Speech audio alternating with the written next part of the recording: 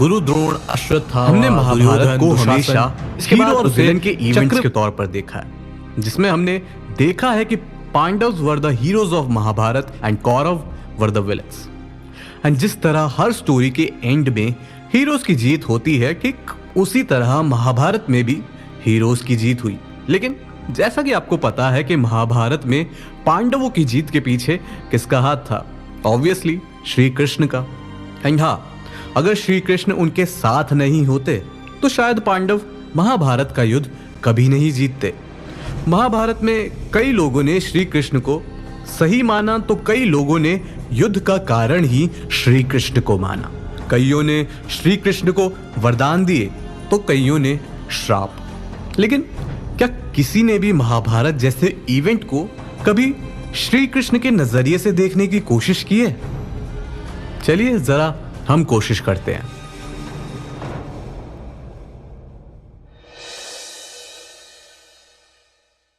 मुझे जीतने का सिर्फ एक तरीका है, वो है प्यार। मुझे केवल भक्त का प्यार चाहिए। मैं हर पाप से मुक्ति दूंगा। परेशान मत हो, बस मेरे प्यार और भक्ति में खो जा।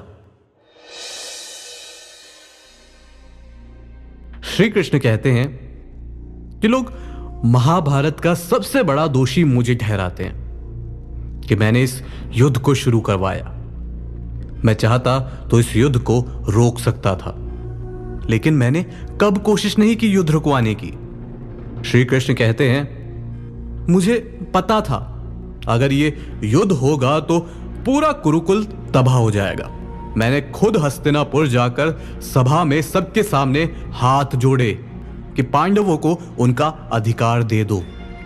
पितामह भीष्म, गुरु द्रोण, महाराज धृतराष्ट्र और यहां तक कि दुर्योधन के आगे भी उनका अधिकार उनको दे दो, वरना कुरुकुल का विनाश हो जाएगा। यादव कुल का होकर भी मैंने अपने कुल से पहले कुरुकुल की सोची। यहां तक कि दुर्योधन से पांडवों के लिए सिर्फ 5 गांव मांगकर युद्ध को टालने की कोशिश भी की, लेकिन जवाब में क्या मिला? 5 गांव तो क्या, मैं उन पांडवों को सुई के नोक जितनी जमीन भी नहीं दूंगा। इसके बावजूद भी लोग मुझे ही महाभारत जैसे भयानक युद्ध की वजह बताते हैं। मैंने धर्म का साथ दिया, लेकिन इसके बावजूद भी मुझे श्राप मिले कि मेरा कुल तबाह हो जाएगा, मेरी नगरी समंदर में डूब जाएगी। क्या आपको पता है ये श्राप मुझे किसने दिए थे? माता गांधारी ने। और मैं उस वक्त के उनके गुस्से को समझ सकता हूँ। माता यशोदा जब देखती थी कि मुझे हल्की सी चोट लगी है तो परेशान हो जाया करती थी। यहाँ तो माता गांधारी के 100 बेटों की मौत हुई है। लेकिन क्या आपको लगता है मुझे और मेरे कुल को यह श्राप मिलना जरूरी था?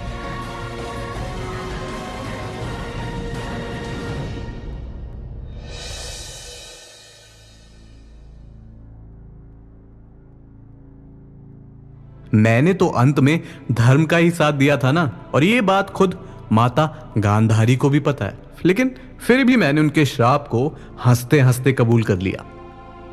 समाज की भलाई के लिए तो मैं अपने दिए गए वचन को भी तोड़कर महाभारत के युद्ध में शस्त्र उठाने वाला था, जिसके बाद बहुत से लोग मुझे माखन चोर, छलिया के साथ साथ वचन तोड़ने वाला कृष्ण भी कहते। लेकिन मुझे उससे कोई फर्क नहीं पड़ता।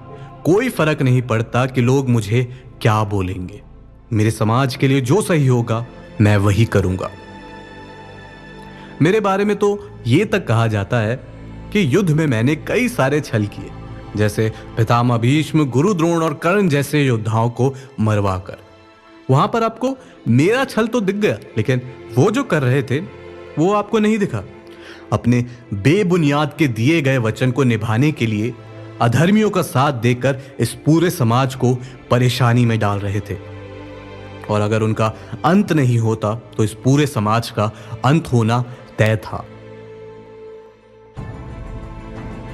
उनका दिया गया वचन उनके लिए सबसे ज्यादा जरूरी था, फिर चाहे पूरा समाज उससे तबाह क्यों ना हो जाए, बुराई की जीत क्यों ना हो जाए, लोग भ्रष्ट क्यों ना हो जाए, महिलाओं के साथ छेड़छाड़ आम बात क्यों ना हो जाए, समाज बर्बादी पर क्यों ना चले जाए। इसलिए उनका अंत करना जरूरी था, क्योंकि समाज की भलाई के लिए अगर हमें अपने माने हुए धर्म को छोड़ना भी पड़े तो वो अधर्म नहीं है, वो इस दुनिया का सबसे बड़ा धर्म है।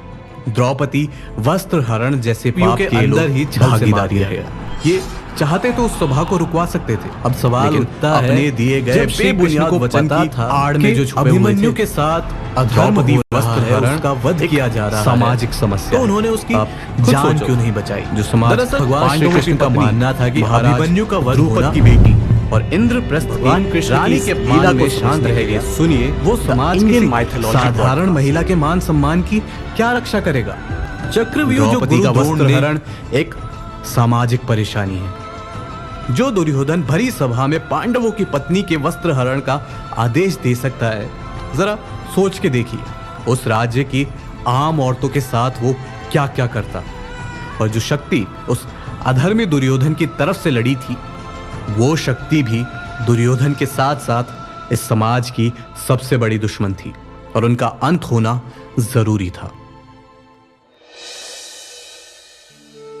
युद्ध भूमि पर रचाया था, उसे केवल श्री चाहता तो महाभारत अर्जुन भेज सकते थे, क्षण में खत्म कर देते। गुरु द्रोणाचार्य ने अर्जुन और श्री कृष्ण को चालाकी से युद्ध मेरा काम है लोगों को सही गलत की समझ देना। उन्होंने चक्रव्यूह का पांडवों की थी। अभिमन्यु चक्रव्यूह के अंदर ही घुसना तो जानता था, बस एक लेकिन सही रास्ता बाहर निकलना गीता के जरिए वर्षों का खोया हुआ ज्ञान लोगों को और अंदर जाते ही एक इंसान बड़े बड़े महाराजों का जवाब, जैसे गुरु द्रोण अश्वत्थ महाभारत जैसे युद्ध की वजह से इसके बाद उसे धर्म और अधर्म के बीच का छल से फर्क समझाया।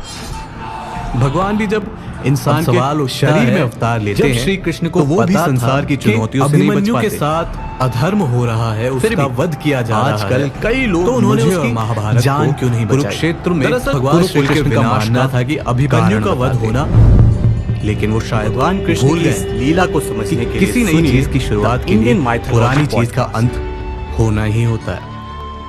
चक्रव्यूह जो गुरु द्रोण ने युद्ध भूमि पर रचाया था, उसे केवल श्री कृष्ण और अर्जुन भेज सकते थे।